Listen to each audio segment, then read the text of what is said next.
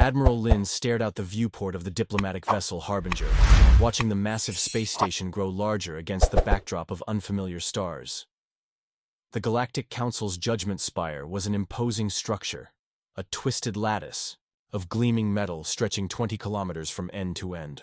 It looked like a thorn among the stars, and Lin felt the weight of its purpose pressing down upon her shoulders. "Incoming transmission from the Council, Admiral," announced the communications officer. Lin nodded. "Put it through." A holographic figure materialized before her, a tall, willowy alien with luminescent skin and multiple sets of eyes arranged vertically along its elongated face. "High Judge Mox of the Galactic Council's tribunal." "You will dock at port 739, the alien said without preamble. "Your delegation will be escorted directly to the judgment chamber. Attempts to deviate from the prescribed path will result in immediate sanction." "We understand, High Judge," Lin replied. "Earth's delegation comes in peace and good faith." The alien's multiple eyes blinked in unsettling sequence. "Peace and faith are concepts we will examine closely today, human. Your species has much to answer for." The transmission ended abruptly. Lin exchanged glances with Ambassador Torin, who stood nearby gripping a data tablet so tightly his knuckles had turned white. "They've already decided against us," Torin whispered. "Perhaps," Lin answered. "But they haven't heard our defense yet." The Harbinger docked with barely a shudder, the clamps of the massive station enveloping the Earth vessel like a predator. Securing its prey, Lin led the delegation of 12 humans through the airlock, where they were met by a contingent of security drones and a reptilian official who identified himself as Undersecretary Dav. "Follow," Dav ordered without further explanation, turning to lead them through twisting corridors of polished metal and strange, pulsing light fixtures. The delegation was escorted through security checkpoints where their identities were verified, and all communication devices confiscated. Finally, they emerged into the judgment chamber, a vast amphitheater filled with hundreds of alien representatives from across the galaxy. At the center of the chamber stood a raised platform surrounded by 13 towering seats. The Council of Judges, beings from the oldest spacefaring races, regarded the human delegation with expressions ranging from disdain to clinical curiosity. High Judge Mox spoke, his voice reverberating throughout the chamber. "The species known as humans, originating from the third planet of the Sol system, stands accused of posing an imminent threat to galactic stability and peace. This tribunal has been convened to determine the appropriate restrictions to be placed upon their civilization." Ambassador Torin stepped forward. "With respect, High Judge, on what specific charges does humanity stand accused?" "Enumeration of charges is not a right afforded to pre-assessment species," replied another judge, a gelatinous being contained within a hovering environmental suit. "You are here to receive judgment, not to debate its merits." Lin felt her pulse quicken as murmurs rippled through the assembled aliens. This wasn't a trial, it was a sentencing. "We request the opportunity to present evidence on behalf of Earth and her colonies," Lin said, stepping forward alongside Torin. "Your request is noted," Mox replied coldly, "and denied. The Council has already reviewed sufficient evidence to reach consensus." The central floor of the chamber illuminated, projecting a three-dimensional map of the galaxy. The Sol system pulsed with a threatening red glow. "Containment protocols will commence within one standard rotation," Mox announced. "May the wisdom of the ancients guide our judgment." Lin met the alien's multiple eyes with a steady gaze. "And may you be prepared for the consequences of your actions." The judgment chamber erupted in a cacophony of alien voices, some translating, for others, many expressing outrage at Lin's apparent threat. High Judge Mox raised a six-fingered hand, and silence fell across the vast space. "Your words border on contempt, Admiral Lin," Mox said. "Perhaps now would be an appropriate time to enlighten your delegation on exactly why humanity has drawn the Council's concern." With a gesture from Mox, the galactic map disappeared, replaced by footage of human history. Wars, environmental disasters, nuclear detonations. The images shifted to more recent events. The Mars colony uprising, the Jupiter mining accident, first contact with the Rigelians. "Humanity," began a crystalline being seated to Mox's right, "has demonstrated a pattern of behavior unique among sentient species. You adapt at an alarming rate. Your technological development has outpaced all documented precedent. Is progress a crime? Ambassador Torin asked. Uncontrolled progress is, replied the crystalline judge. In just 3 centuries since discovering basic rocketry, you have colonized your star system and begun reaching beyond. Most species require millennia to achieve similar expansion. Another judge, an entity composed of swirling vapor, spoke next. Your adaptability extends beyond technology. Humans thrive in environments that would kill other species. Your psychological resilience defies rational analysis. When faced with catastrophe, you not only survive, you innovate. Lin almost laughed. These sound like compliments, not accusations. They are observations, Mox corrected, and they point to a disturbing conclusion. The data models are unanimous. Within 500 years, humanity will dominate this quadrant of the galaxy unless restrictive measures are implemented. The holographic display shifted again, showing simulations of human expansion spreading like a virus across star systems. Consider the evidence, continued Mox. When your Mars colony suffered atmospheric generator failure, instead of evacuating as any rational species would, your colonists adapted by developing emergency biological modifications to survive the toxic atmosphere. They saved thousands of lives, Lin countered. They demonstrated an alarming disregard for natural limitations, corrected a bulbous judge with multiple eye stalks. When your deep space explorers became stranded near Proxima Centauri, they constructed an entirely new form of FTL communication, using principles unknown to the Council races. Torin stepped forward. Necessity breeds invention. Precisely our concern, Mox replied coldly. What other necessities might humanity face? What other natural laws might you circumvent when cornered? The galaxy operates on order and predictability, Admiral Lin. Your species represents chaos. The holographic display shifted once more, showing the Galactic Council's proposed containment plan. A network of monitoring stations surrounding Sol system, restrictions on human FTL travel, limitations on technological development, and forced oversight of all human colonies. This is nothing short of imprisonment, Lin said, her voice tight with controlled anger. It is protection, for the galaxy and for humanity itself, Mox replied. Left unchecked, your development will inevitably lead to conflict with established powers. This intervention is merciful compared to the alternatives proposed by some council members. An older human diplomat whispered to Lin. They're afraid of us. No, Lin replied quietly. They're afraid of what we might become. Mox's multiple eyes focused intently on Lin.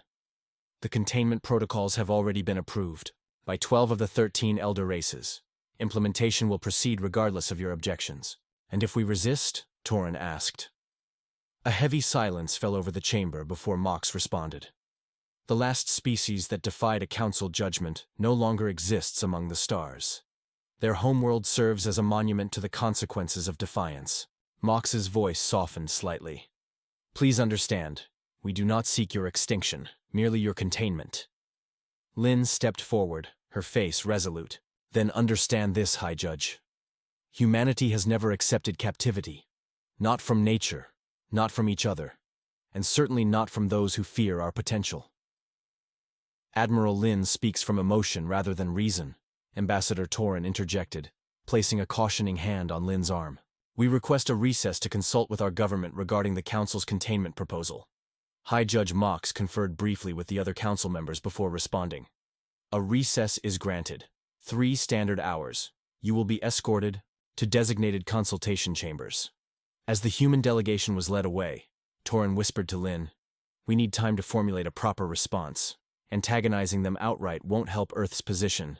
Once sealed in the consultation chamber, a sterile room with communication equipment compatible with human technology, Lin paced while Torin established a quantum link with Earth's united government.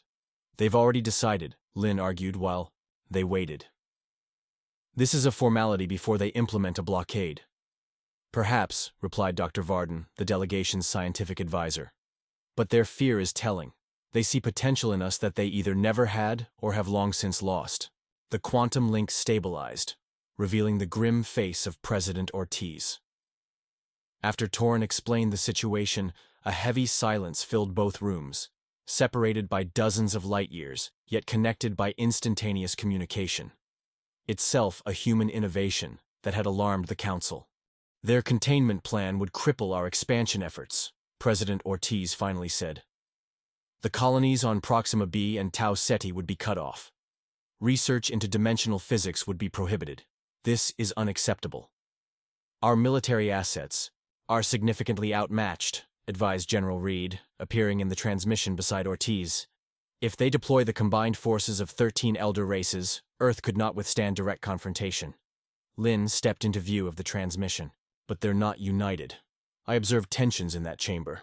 Some species seemed uncomfortable with this judgment. Exploit that division, Ortiz ordered. Find allies if possible. Barring that, we need time.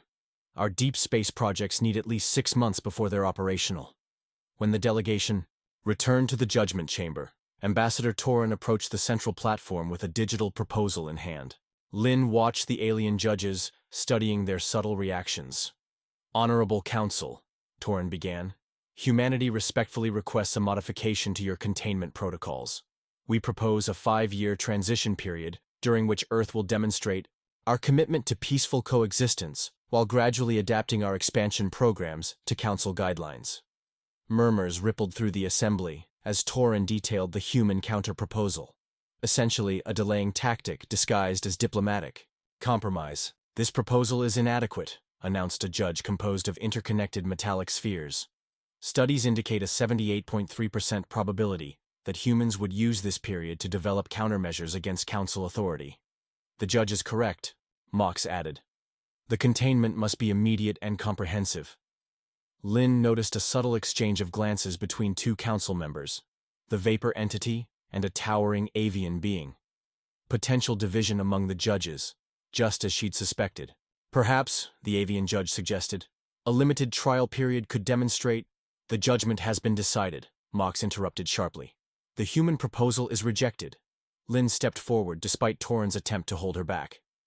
May I address the chamber directly? After a moment's hesitation, Mox nodded.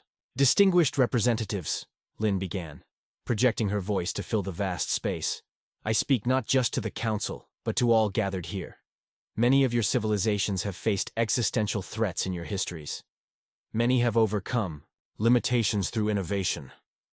Are we to be punished merely for doing so efficiently? She gestured to the diverse assembly. Look around you. The galaxy thrives on diversity, not conformity. Earth extends an open hand of cooperation to all peaceful species. We seek trade, cultural exchange, and mutual defense, not dominance. For a brief moment, Lin thought she detected sympathy among some of the gathered aliens. But Mox quickly reasserted control. The Council appreciates your perspective, Admiral Lin. However, the containment protocols will proceed as scheduled. This judgment is final. With a decisive gesture, Mox activated a command console. Throughout the chamber, displays illuminated showing the deployment of enforcement vessels already underway toward Earth's territories. You may return to your vessel, Mox announced. It will be permitted to depart before the blockade is fully established. Consider this final courtesy a demonstration of the Council's benevolence. As the human delegation was escorted from the chamber, Lin heard the Vapor Judge ask, was consensus truly achieved on this matter? My records indicate. The doors sealed shut before she could hear more.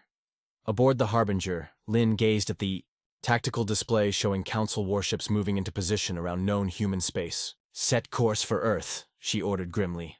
Maximum speed. We need to outrun the blockade. 6 weeks after the Council's judgment, Earth became effectively cut off from its outer colonies. Massive enforcement vessels patrolled the boundaries of human space, employing gravitational distortion fields that made conventional FTL travel impossible. Communication with the colonies at Proxima Centauri and Tau Ceti had been reduced to intermittent quantum bursts, another technology the Council was actively working to disrupt. In an underground facility beneath the Himalayas, Admiral Lin stood before the Emergency Response Council, Earth's hastily formed crisis command. The blockade is nearly complete, she reported, gesturing to the holographic display. Council technology exceeds our current capabilities in direct confrontation. Attempting to break through with military force would be catastrophic. President Ortiz leaned forward. Then we adapt. That's what they fear about us, isn't it? Dr. Varden activated his own presentation. We've been analyzing the enforcement vessel's gravitational distortion fields. They're impressive, but fundamentally based on principles we've already been exploring in Project Daedalus. The dimensional physics research they specifically wanted to prohibit, Lin noted with grim satisfaction. Precisely, Varden continued. While we can't match their gravitational technology directly, we've discovered something they seem to have overlooked: quantum dimensional slippage. The holographic display shifted to show complex equations and simulations of space-time folding, in unusual patterns. In simple terms, Varden explained, instead of trying to overpower their distortion fields, we go around them. Not in normal space, but through dimensional variance. General Reed frowned. You're suggesting we can bypass their blockade entirely? Not with our current ships, Varden cautioned. But we've developed prototype modules that could be adapted to our scout vessels within months, not years. Meanwhile, across human space, a remarkable transformation was occurring. The very restrictions imposed by the Council had triggered an explosion of innovation. Cut off from easy expansion, humanity turned inward, refining technologies and developing alternatives. On Mars, colonial engineers had reverse-engineered captured Council sensor technology, developing stealth systems that could potentially mask small vessels from detection. In the asteroid belt mining colonies, resources previously destined for expansion were redirected to developing new alloys capable of withstanding the stresses of dimensional transition. Most importantly, the fragmented human colonies, once competitive and sometimes contentious, found unity and resistance. The Council's judgment had inadvertently forged scattered human settlements into a cohesive, coordinated network operating through encrypted quantum communications. 3 months into the blockade, the first breakthrough came. A small scout ship, equipped with a prototype dimensional slippage device, successfully penetrated the blockade, traveling from Earth to the Jupiter colonies undetected. The pilot, Commander Ray, reported minimal physiological side effects from the dimensional transition. By the 4th month, a clandestine network had been established, with modified vessels slipping through dimensional cracks in the Council's seemingly impenetrable barrier. These ships carried not weapons, but scientists, engineers, and vital technical data. In the asteroid colonies, Director Thomas oversaw the construction of automated manufacturing platforms designed to be virtually invisible to Council sensors. These platforms began producing components for a project known only as Revelation, a system theorized to disrupt the Council's gravitational technology directly. On Earth, Admiral Lin addressed the Response Council again. The Council believes they've contained us, that they're monitoring a gradually weakening civilization resigned to its fate. Their arrogance works to our advantage. And our outward compliance, asked a Council member. Continues to be our best defense, Lin replied. Every official communication with the Council enforcement fleet expresses our reluctant acceptance of their judgment. Every detected transmission carries embedded codes directing our people to maintain the charade. President Ortiz nodded. How soon until we can implement a coordinated response? Dr. Varden displayed a countdown timer. Project Revelation requires approximately 8 more weeks. The dimensional slippage network will be fully operational in 6. When both systems are ready, we'll have one opportunity before the Council realizes what we've developed. Lin studied the tactical projections. One opportunity is all we need. Across monitored human space, Council enforcement vessels reported compliance and diminishing technological activity, exactly as their predictive models had anticipated. None of their sensors detected the dimensional variations occurring just outside conventional detection parameters, nor the small fleet being assembled in the shadows of Jupiter's moons. Humanity was preparing to demonstrate precisely why the Council had been right to fear their adaptability. 5 months and 23 days after the implementation of the Council's blockade, humanity launched Operation Revelation. The plan had been distributed throughout human territories via the Dimensional Slippage Network, with each colony and outpost assigned specific objectives. Aboard the prototype vessel Defiance, constructed in the shadow of Ganymede using technologies undetectable to Council sensors, Admiral Lin addressed the command crew. Today, we demonstrate that humanity cannot be contained, she said simply. Not by natural limitations, not by technological superiority, and certainly not by fear of our potential. The Defiance was unlike any previous human vessel.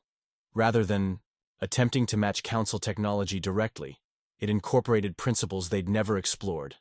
dimensional phasing that allowed it to exist partially outside normal space-time, rendering conventional weapons largely ineffective against it. Simultaneously across the Sol system, hundreds of seemingly dormant mining vessels and transport ships activated hidden systems and began moving into predetermined positions. Each carried components of the Revelation Network, specialized field generators designed to disrupt the Council's gravitational distortion technology. The enforcement vessel Arbiter, commanded by Enforcer Gal of the crystalline species, detected the sudden flurry of activity. Multiple human vessels have broken containment protocols, they reported to the blockade command. Intercept patterns initiated. What happened next caught the Council forces entirely unprepared. The human vessels didn't attempt to flee or engage directly. Instead, they moved to precise coordinates and activated their revelation devices. Throughout the blockade perimeter, enforcement vessels suddenly experienced catastrophic failures in their gravitational systems.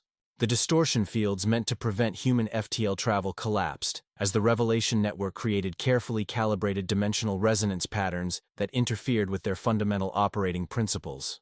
"What is happening?" demanded High Enforcer Pell aboard the command vessel. "How are they disrupting our fields?" No one had an answer. Council species had developed gravitational technology over thousands of years, but had never explored the dimensional variances humans had discovered in mere months of focused research. As the blockade faltered, Lin ordered the second phase of Operation Revelation. From hidden positions throughout the asteroid belt, automated manufacturing platforms launched thousands of small, autonomous drones. These weren't weapons in the conventional sense. They were carriers for a specially designed quantum algorithm that infiltrated the enforcement fleet's communication systems. Within hours, Council vessels found themselves isolated from each other, unable to coordinate their response as the algorithm rewrote their communication protocols faster than their systems could purge it. "This is Admiral Lin of Earth." Her transmission reached every enforcement vessel simultaneously, bypassing their scrambling attempts. "Your blockade has failed. Your communication systems are compromised. You now face a choice. Aboard the Council. Command Vessel, High Enforcer." Pell watched in disbelief as human ships began moving freely through formerly blockaded zones, using their dimensional slippage technology, appearing and disappearing from conventional sensors in ways their tracking systems couldn't predict. "The dimensional physics they're employing," reported a Council scientist, "operates on principles we've never documented. They've developed an entirely new approach to space-time manipulation." Lin's transmission continued. "We could disable your vessels entirely. The same algorithm disrupting your communications could target life support, propulsion, or navigational systems. But that is not our intention." The Defiance emerged from dimensional variance directly alongside the Council command vessel, a maneuver that should have been physically impossible by the Council's understanding of physics. "Instead," Lin continued, "we offer you safe passage out of human space. Return to the Galactic Council with this message. Humanity will not be contained. We will not be restricted. And we will defend our right to develop our civilization as we see fit." Throughout the Sol system, Council enforcement vessels found themselves outmaneuvered by technology they couldn't understand and couldn't counter. The blockade, which had seemed unbreachable just hours earlier, now lay in shambles. High Enforcer Pell, faced with no viable alternative, opened a direct channel to Admiral Lin. "Your message will be delivered.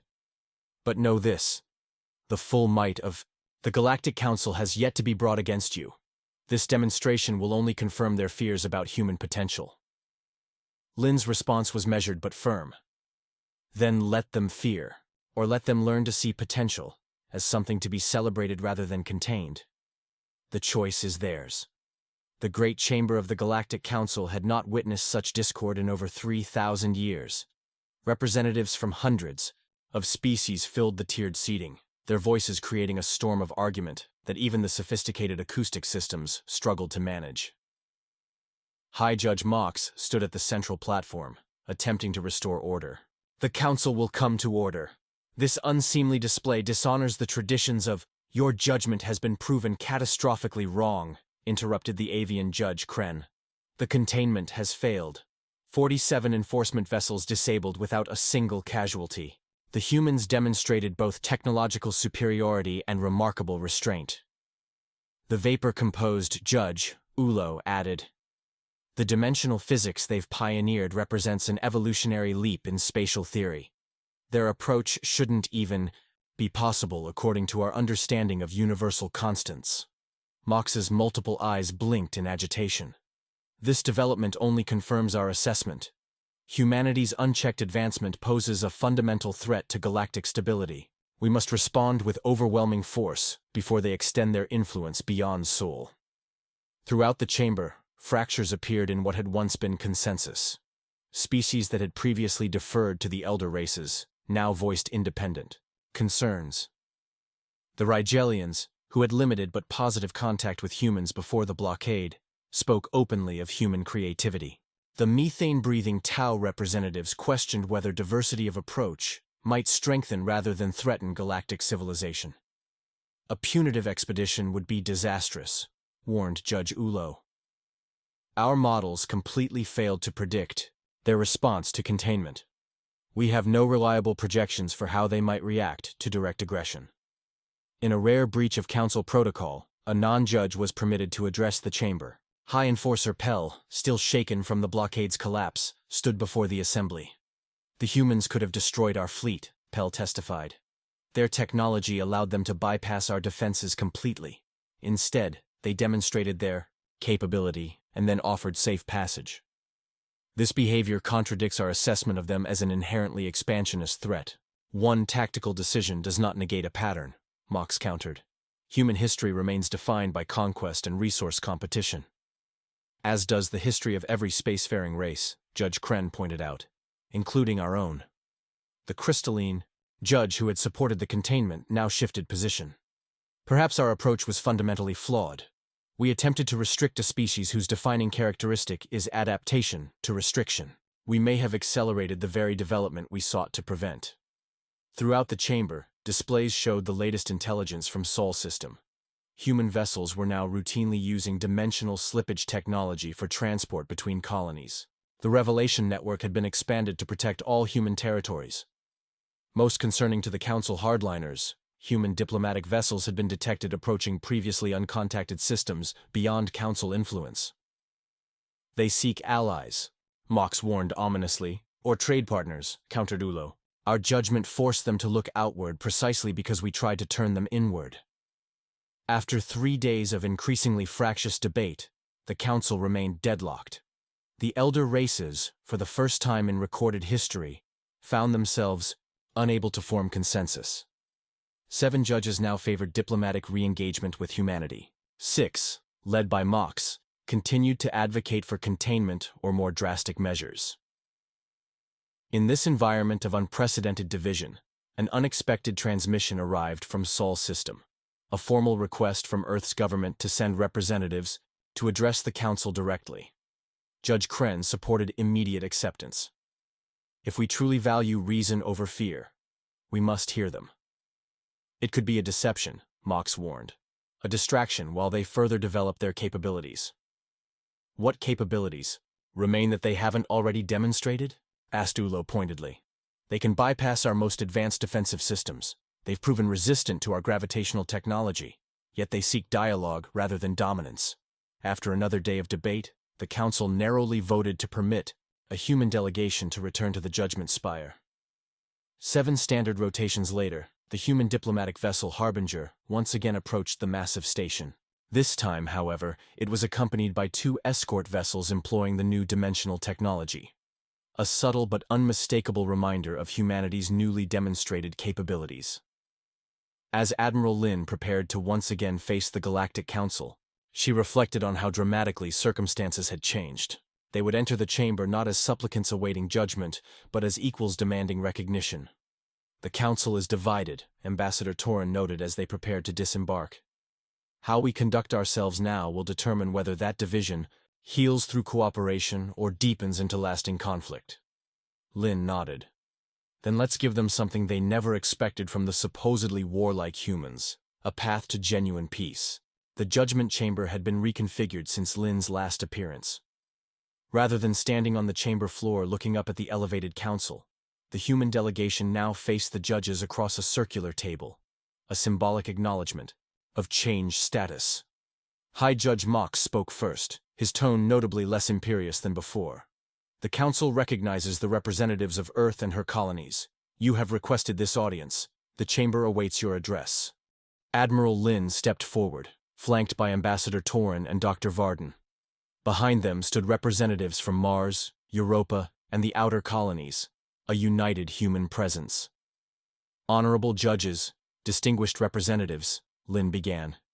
Humanity stands before you not to threaten, not to boast of our recent technological achievements, but to propose a fundamental reconsideration of our relationship with the galactic community. She activated a holographic display showing the dimensional slippage technology that had defeated the blockade. But rather than focusing on its military applications, the presentation highlighted its potential for scientific research, exploration, and even medical advances. What you attempted to contain, we offer to share, Lin continued, with appropriate safeguards and mutual oversight. Murmurs of surprise rippled through the chamber. Many representatives had expected demands, recriminations, or, at minimum, a negotiated settlement, acknowledging human independence from council authority. An offer of technological sharing represented a dramatic departure from the council's predictions of human behavior. You would provide access to dimensional slippage. Technology? Judge Ulo asked, vapor forms swirling in apparent excitement. Without reservation? With appropriate partnerships and safeguards, Ambassador Torin clarified. We propose the establishment of joint research facilities where scientists from Earth and Council worlds can collaborate rather than compete. High Judge Mox's multiple eyes narrowed skeptically. And what does humanity expect in return for this generosity? Lin met his gaze steadily. Recognition.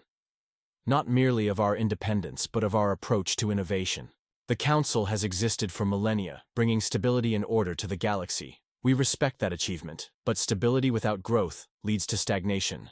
Dr. Varden stepped forward, displaying comparative technological development curves. The Council races have made remarkable advances over thousands of years. Humanity has compressed similar development into centuries. Neither approach is inherently superior. They are complementary. You propose some form of collaborative framework? Asked Judge Kren, the avian's feathered crest rising with interest.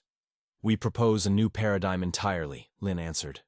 Neither human independence nor council containment, but mutual advancement. Our research indicates at least 17 areas where immediate cross-species collaboration could yield significant benefits for all involved. The holographic display shifted to show potential joint projects, from enhanced FTL communication to environmental restoration techniques, from medical applications of dimensional physics to new approaches to energy generation. The Galactic Council was founded to prevent conflict and promote stability, Lin continued. Humanity shares these goals. But we believe that stability is best achieved through adaptation and growth, not restriction and containment. For hours, the human delegation presented their comprehensive proposal for integration into the galactic community, not as subjects of council authority, but as partners in advancement. Throughout the chamber, representatives who had once viewed humans with suspicion began to consider the possibilities. Judge Mox, however, remained skeptical. Your words are compelling, Admiral Lin, but one diplomatic gesture cannot erase the Council's fundamental concerns about human unpredictability. On the contrary, Lin replied, our unpredictability is precisely what we offer the galaxy. New perspectives, different approaches to seemingly intractable problems. The very adaptability you feared is what makes us valuable allies rather than dangerous competitors. In the end, the Council did not reach an immediate decision, an outcome Lin had anticipated. But the deadlock that had paralyzed the Council for weeks had clearly shifted. Species that had never before questioned elder race consensus now openly supported collaboration with humanity. As the session concluded, Judge Ulo approached Lin privately. Your approach was unexpected. Many believed you would demand reparations or concessions. Instead, you offered partnership. Revenge is inefficient, Lin replied simply, and humanity is nothing if not pragmatic. 3 weeks later, the Council rendered its new judgment, not a unanimous decision, but an overwhelming majority. The containment policy was formally rescinded. In its place, A framework for collaborative advancement was established, with Joint Human Council oversight of particularly transformative technologies. High Judge Mox, finding himself in the minority for the first time in his centuries-long tenure, issued a formal statement of reservation. Yet even he acknowledged the practical reality. Humanity could not be contained by force, and attempting to do so had only accelerated their development. 1 year after the failed blockade, the first joint research facility opened in the Tau Ceti system. Scientists from 17 species worked alongside human researchers, exploring applications of dimensional physics that none would have discovered alone. Admiral Lin, now serving as Earth's first representative to the expanded Galactic Council, stood at the observation deck of the research station, watching ships from across the galaxy arrive for the facility's inauguration. Ambassador Torin joined her, data tablet in hand. The Council's annual assessment of galactic stability just arrived. For the first time in over 1,000 years, their projective models show increasing innovation without corresponding increases in conflict potential. Lin smiled. They tried to judge us by their standards, to punish us for our nature. Instead, they discovered that diversity of approach strengthens the whole. Do you think they understand that yet? Torin asked. Truly understand? Lin watched as a council vessel employed human-designed dimensional technology to make a previously impossible navigational maneuver, docking smoothly alongside Earth ships. Understanding takes time, she replied. But adaptation? That happens the moment it becomes necessary. And that's something humanity has always understood.